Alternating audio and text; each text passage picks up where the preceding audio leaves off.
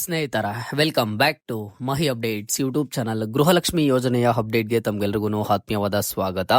ಗೃಹಲಕ್ಷ್ಮಿ ಯೋಜನೆಯ ಫಲಾನುಭವಿಗಳಿಗೆ ಲಕ್ಷ್ಮಿ ಹೆಬ್ಬಾಳ್ಕರ್ ಮೇಡಮ್ ಅವ್ರ ಕಡೆಯಿಂದ ನಿಮಗೆ ಭರ್ಜರಿ ಗುಡ್ ನ್ಯೂಸ್ ಆದರೆ ಕೊಟ್ಟಿರುವಂಥದ್ದು. ಒಟ್ಟಿಗೆ 4,000 ಹಣ ಬಿಡುಗಡೆ ಕುರಿತು ಇವತ್ತು ನಿಮಗೆ ಒಂದು ಭರ್ಜರಿ ಗುಡ್ ನ್ಯೂಸ್ ಬಂದಿದೆ. ಜೊತೆಗೆ ಇನ್ನೊಂದು ಇಂಪಾರ್ಟೆಂಟ್ ಅಪ್ಡೇಟ್ ನಿಮ್ಗೆ ಏನು ತಿಳಿಸ್ಕೊಡ್ತೀನಿ ಅಂತ ಅಂದ್ರೆ, ಇಲ್ಲಿ ಕೆಲವೊಂದಿಷ್ಟು ಗೃಹಲಕ್ಷ್ಮಿಯರ ಬ್ಯಾಂಕ್ ಖಾತೆಗೆ ಇನ್ಮುಂದೆ ಗೃಹಲಕ್ಷ್ಮಿ ಯೋಜನೆಯ ಹಣ ಬರೋದಿಲ್ಲ. ಅವರು ಗೃಹಲಕ್ಷ್ಮಿ ಯೋಜನೆಯಿಂದನೇ ಸ್ಟಾಪ್ ಆಗ್ತಾರೆ. ಓಕೆನಾ? ಸೊ ಯಾಕೆ ಸ್ಟಾಪ್ ಆಗ್ತಾರೆ ಏನು ಅಂತ ಹೇಳ್ಬಿಟ್ಟು ಈಗ ಅಧಿಕೃತವಾದ ಮಾಹಿತಿ ಆದ್ರೆ ನಮಗೆ ಸಿಕ್ಕಿರುವಂತದ್ದು. ಎಲ್ಲಾದ್ರ ಬಗ್ಗೆನೂ ತಿಳಿಸ್ಕೊಡ್ತೀನಿ. ವಿಡಿಯೋ ಖಂಡಿತವಾಗ್ಲೂ ಹೆಲ್ಪ್ ಆಗುತ್ತೆ. ವಿಡಿಯೋನ ಕಂಪ್ಲೀಟ್ ಆಗಿ ವಾಚ್ ಮಾಡಿ ಅಂಡ್ ಹಾಗೇನು ಚಾನಲ್ಗೆ ಲೈಕ್ ಸಬ್ಸ್ಕ್ರೈಬ್ ಮಾಡ್ಕೊಳ್ಳಿ. ನೋಡಿ, ನಿಮ್ಗೆಲ್ಲ ಗೊತ್ತಿರೋ ಹಾಗೆ ಡಿಸೆಂಬರ್ ತಿಂಗಳಲ್ಲಿ ಗೃಹಲಕ್ಷ್ಮಿ ಯೋಜನೆಯ ಫಲಾನುಭವಿಗಳಿಗೆ ಗೃಹಲಕ್ಷ್ಮಿ ಯೋಜನೆಯ 24ನೇ ಕಂತಿನ ಹಣ ಆದ್ರೆ ಬಿಡುಗಡೆ ಮಾಡ್ತಾರೆ. ಅಂದ್ರೆ ನಿಮ್ಮ ಒಂದು ಬ್ಯಾಂಕ್ ಖಾತೆಗಳಿಗೆ ಜಮಾ ಮಾಡ್ತಾರೆ. ಅದು ಯಾವ ಕಂತಿನ ಹಣ ಅಂತ ಅಂದ್ರೆ 24ನೇ ಕಂತಿನ ಹಣ. ಅದು ಬಂದ್ಬಿಟ್ಟು ನಿಮ್ಗೆ ಸೆಪ್ಟೆಂಬರ್ ತಿಂಗಳ ಹಣ ಆದ್ರೆ ಆಗಿರುತ್ತೆ. ಡಿಸೆಂಬರ್ ಟೈಮಲ್ಲಿ ಬಂದ್ಬಿಟ್ಟು ಈಗ ಅಲ್ಲಿ ಒಂದು ಸದನದಲ್ಲಿ ಒಂದಿಷ್ಟು ಡಿಸ್ಕಷನ್ ಆದ್ರೆ ನಡೆಯುತ್ತೆ. ಆ ಡಿಸ್ಕಷನ್ ಅಲ್ಲಿ ಬಂದ್ಬಿಟ್ಟು ಏನೊಂದಿಷ್ಟು ನ್ಯೂಸ್ ವೈರಲ್ ಆಗುತ್ತೆ ಅಂತ ಅಂದ್ರೆ, ಫೆಬ್ರವರಿ ಅಂಡ್ ಹಾಗೇನು ಮಾರ್ಚ್ ತಿಂಗಳ ಹಣ ಸರ್ಕಾರದ ಕಡೆಯಿಂದ ಬಿಡುಗಡೆ ಮಾಡಿಲ್ಲ, ಗೃಹಲಕ್ಷ್ಮಿಯರಿಗೆ ಮೋಸ ಆಗಿದೆ ಅಂತ ಹೇಳ್ಬಿಟ್ಟು ಒಂದಿಷ್ಟು ಡಿಸ್ಕಷನ್ಸ್ ಆದ್ರೆ ಆಗುತ್ತೆ. ಡಿಸ್ಕಷನ್ಸ್ ಎಲ್ಲ ಆಗಿದ್ದ ಆದ್ಮೇಲೆ ಲಕ್ಷ್ಮಿ ಹೆಬ್ಬಾಳ್ಕರ್ ಮೇಡಮ್ ಅವರು ಜೊತೆಗೆ ಮುಖ್ಯಮಂತ್ರಿನೂ ಸಹ ಒಪ್ಕೋತಾರೆ. ಏನಂತ ಅಂದ್ರೆ, ಹೌದು ಈ ರೀತಿಯ ಮೋಸ ಆಗಿದೆ, ಅದನ್ನ ನೋಡಿ ಆದಷ್ಟು ಬೇಗ ಬಿಡುಗಡೆ ಮಾಡ್ತೀವಿ, ಆದಷ್ಟು ಬೇಗ ಜಮಾ ಮಾಡ್ತೀವಿ ಅಂತ ಹೇಳ್ಬಿಟ್ಟು ಇಷ್ಟು ದಿನ ಏನ್ ಅಪ್ಡೇಟ್ಸ್ ಬರ್ತಾ ಇತ್ತು ಅಂತ ಅಂದ್ರೆ, ಜಮಾ ಮಾಡ್ತಾರೆ ಹೇಳಿಕೆಯನ್ನ ಕೊಡ್ತಾನೆ ಇದ್ರು. ಬಟ್ ನಿನ್ನೆ ರೀಸೆಂಟ್ ಆಗಿ ಲಕ್ಷ್ಮಿ ಹೆಬ್ಬಾಳ್ಕರ್ ಮೇಡಮ್ ಅವರು ಮಾಧ್ಯಮ ಮಿತ್ರರೊಂದಿಗೆ ಮಾತನಾಡಿ ಇನ್ಫಾರ್ಮೇಶನ್ ಅನ್ನ ಕೊಟ್ಟಿದ್ದಾರೆ. ಗೃಹಲಕ್ಷ್ಮಿಯರಿಗೆ ಫೆಬ್ರವರಿ ಅಂಡ್ ಹಾಗೇನು ಮಾರ್ಚ್ ತಿಂಗಳ ಹಣ ಬಿಡುಗಡೆ ಮಾಡಬೇಕು ಅಂತ ಹೇಳಿ ಫೈನಾನ್ಸ್ ಡಿಪಾರ್ಟ್ಮೆಂಟ್ಗೆ ಮನವಿಯನ್ನ ಮಾಡ್ತಿದಾರಂತೆ.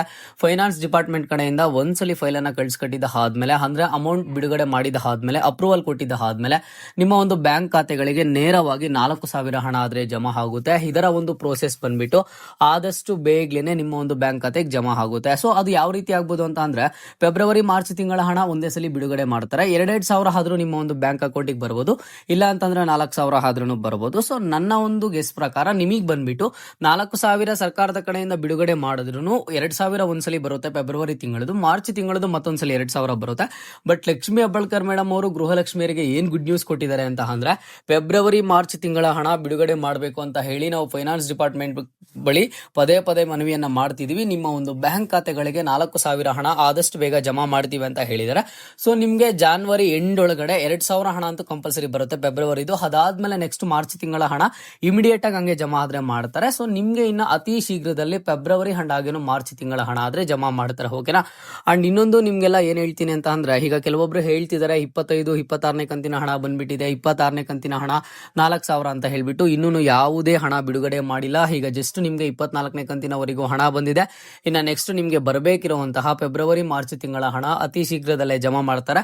ಅದು ಬಂದ್ಬಿಟ್ಟು ನಿಮ್ಗೆ 25, 26ನೇ ಕಂತಿನ ಹಣ ಅಂತ ಹೇಳಿ ನೀವು ಕನ್ಸಿಡರ್ ಮಾಡ್ಕೋಬಹುದು. ಒಟ್ಟಿಗೆ 4,000 ಅಂತ ಹೇಳಿದ್ದಾರೆ. 2,000 ಅತಿ ಶೀಘ್ರದಲ್ಲೇ ನಿಮ್ಮ ಒಂದು ಬ್ಯಾಂಕ್ ಖಾತೆಗಳಿಗಾದ್ರೆ ಜಮಾ ಆಗುತ್ತೆ. ಓಕೆನಾ? ಇದು ಲಕ್ಷ್ಮಿ ಹೆಬ್ಬಾಳ್ಕರ್ ಮೇಡಮ್ ಅವರು ಕೊಟ್ಟಿರುವಂತಹ ಗುಡ್ ನ್ಯೂಸ್. ಅಂಡ್ ಇನ್ನೊಂದು ಇಂಪಾರ್ಟೆಂಟ್ ಇನ್ಫಾರ್ಮೇಶನ್ ಹೇಳ್ತೀನಿ ಅಂತ ಹೇಳಿದ್ನಲ್ವಾ. ಸೊ ಇಲ್ಲಿ ಕೆಲವೊಂದಿಷ್ಟು ಗೃಹಲಕ್ಷ್ಮಿಯರ ಬ್ಯಾಂಕ್ ಖಾತೆಗೆ ಇನ್ ಮುಂದೆ ಗೃಹಲಕ್ಷ್ಮಿ ಯೋಜನೆಯ 2,000 ಹಣ ಆದ್ರೆ ಬರೋದಿಲ್ಲ.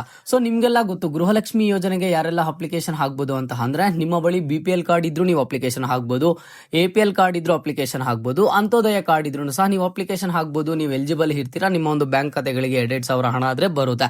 ಇಲ್ಲಿ ಬಂದ್ಬಿಟ್ಟು ಯಾರಾದ್ರೆ IT ರಿಟರ್ನ್ಸ್ ಅನ್ನ ಪೇ ಮಾಡ್ತಿರ್ತಾರೋ, ಜೊತೆಗೆ ಇಲ್ಲಿ ಟ್ಯಾಕ್ಸ್ ಪೇಯರ್ಸ್ ಅಂತ ಯಾರು ಇರ್ತಾರೋ, ಈಗ ಎಕ್ಸಾಂಪಲ್ ಆಗಿ ಹೇಳ್ತೀನಿ ನೋಡಿ, ನಿಮಗೆ ನಿಮ್ಮ ಮನೆಯಲ್ಲಿ ನಿಮಗೆ ಗೃಹಲಕ್ಷ್ಮಿ ಯೋಜನೆಯ ಹಣ ಬರ್ತಾ ಇದೆ.